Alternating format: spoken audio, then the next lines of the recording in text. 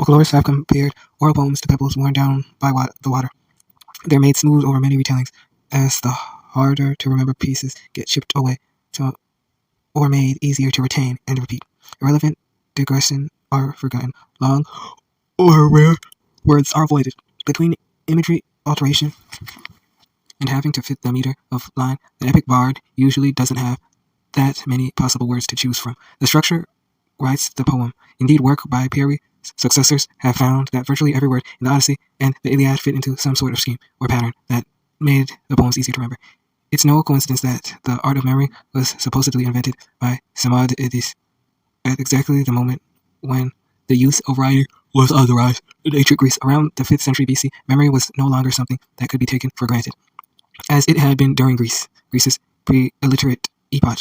The old techniques of Homeric bards of rhyme and formula were no longer adequate to holding in memory the new complex thoughts that people were beginning to think. The original oral performance with its poetry was stripped of functional purpose and relegated to the secondary role of entertainment, one which it always had, but which now became the sole purpose, writes Havelock.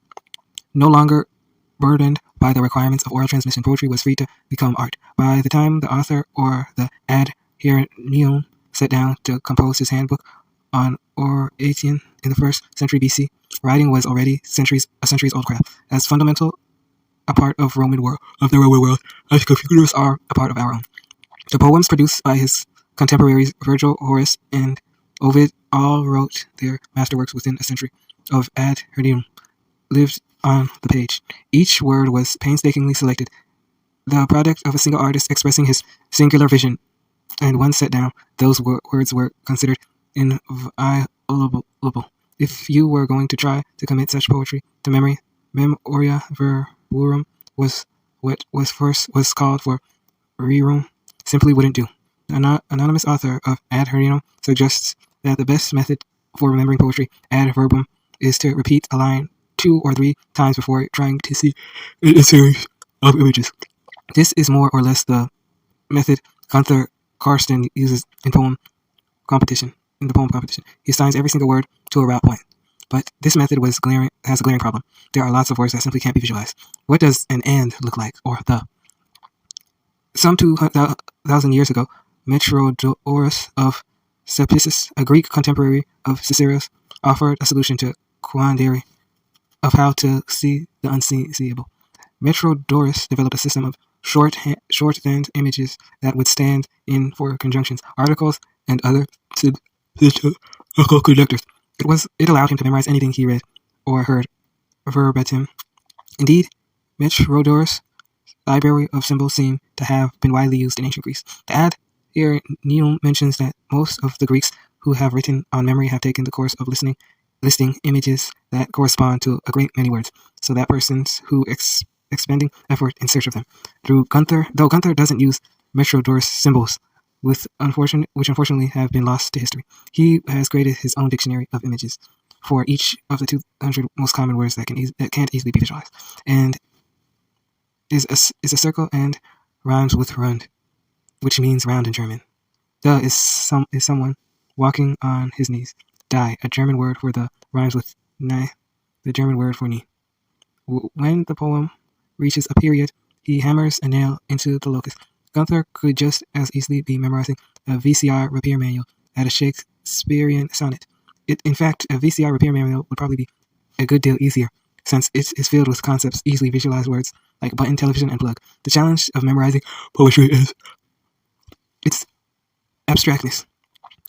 What do you do with words like ephemeral or self that are impossible to see? Gunther's method of creating an image for the unimaginable is a very old one. To visualize a similar sounding or punning word in its place. The 14th century English theologian and mathematician Thomas Bradwardine, who was later appointed Archbishop of Canterbury, took his kind of verbatim memorization to its finest and most absurd level of development. He described a means of memoria syllabarium, or memory of syllables, which could be used to memorize words that were hard to visualize. Bradwardine's system involved breaking the word into its constituent syllables and then creating an image for each syllable based on another word that begins with that syllable. For example, if one wanted to remember the syllable ab, one would picture an abbot. For ba, one might visualize some crossbowmen and ballisterist. When strung together, a chain of these syllables becomes a kind of rebus puzzle. The Swedish pop group ABBA could be recalled as an abbot getting shot by a crossbow.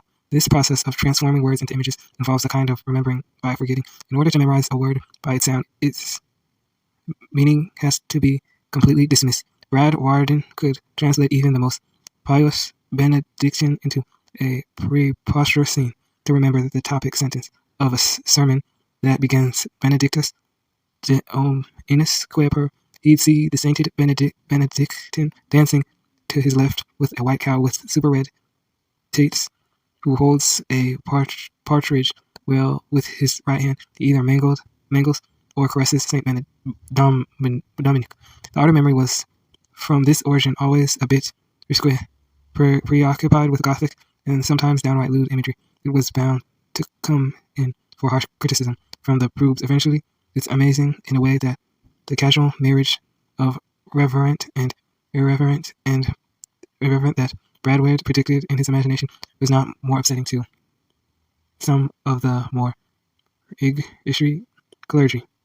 When the moralistic attack finally came, it was led by the 16th century Puritan Reverend William Perkins of Cambridge. He described the art of memory as idolatrous and impious because it calls up absurd thoughts, insolent, prodigious, and the like, which stimulate the light up depraved carnal affections.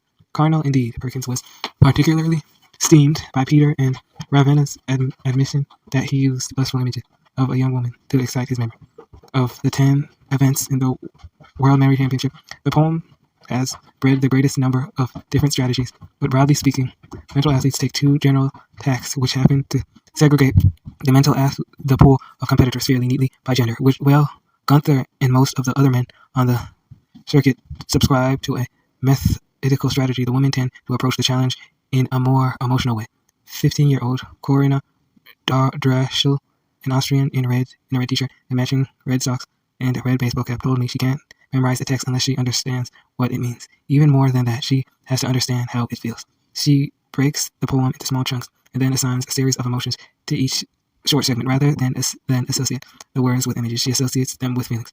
I feel how the writer feels, that what he is meaning. I imagine whether he's happy or sad. She told me in the hallway outside of the competition hall. This is not dissimilar from how actors are taught to memorize scripts. Many actors will tell you that they break their lines into units. They call them beats, each of which involves some specific intention or goal on the character's part, which they train themselves to emphasize with this technique, known as method acting.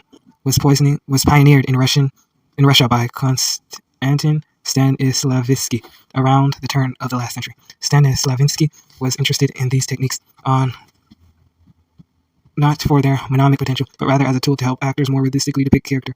But method acting is a technique for giving a line more associational hooks to hang on by embedding it in the context of both emotional and physical cues. Method acting is a way for making words memorable. Indeed, studies have found that if you ask someone to memorize a sentence like pick up a pen, it's much more likely to stick in the person's if the person literally picks up a pen as they are learning the sentence. Ultimately, Gunther ended up losing the poetry event to Corinna Draschel.